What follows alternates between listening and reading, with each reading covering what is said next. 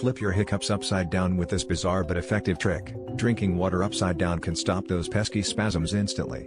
When you tip your head forward and sip from the far edge of a glass, you create an unusual swallowing motion that interrupts the diaphragm's rhythm, the culprit behind hiccups.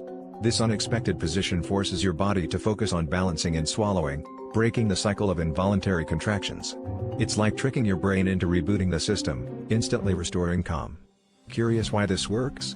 It's all about the diaphragm. The muscle that controls breathing needs a little surprise to reset, and this unconventional method does just that. So next time you're caught in a hiccup loop, ditch the conventional remedies and let gravity work its magic, upside down.